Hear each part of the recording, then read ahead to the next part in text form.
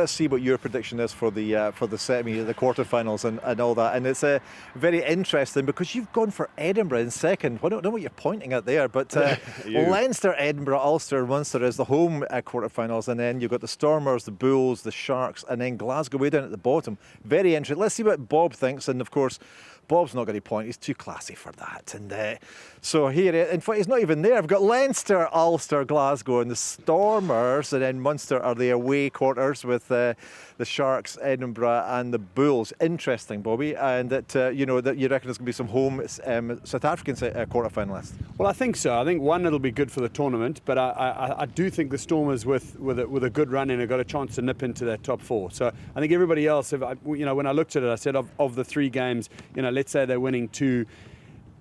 The top eight from where it is right now is going to stay relatively the same. It's just a little jumble of where 4, 5, and 6 I think are going to intermingle. John, you reckon that Glasgow are going to drop down to 8th, and I guess looking at the final run-in for the three teams, for both teams, I beg your pardon, you can see why. Just talk us through this, because you fancy Edinburgh's last 3 games, but Glasgow is tough, isn't it? Yeah, I always look at it feels a bit harsh on Glasgow, but I just look at, we're going to talk about the Stormers soon, but that's such a hard game for them to win, and then they've got to go to altitude the following week in South Africa. And they've got to come here in the last game of the season. You look at Edinburgh's game; they'll get 5 points here tonight against Zebra. You'd expect Ulster at home. You'd expect them to win that game, and then so they could end up with 14, 15 points from those games, and that would put them up to almost 60 points, right near the top of the table.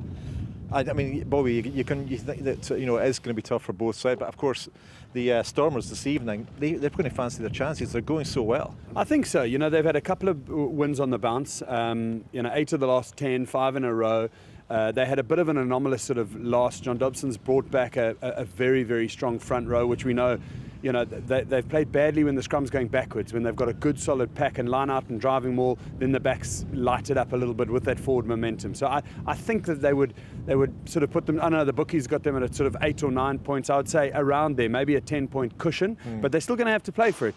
Glasgow, like you said, they're going to be backs to the wall, and they're going to know they need points from at least one of the visits in South Africa, and it's not necessarily the Bulls up country that you want to have to go and get your 5 points from.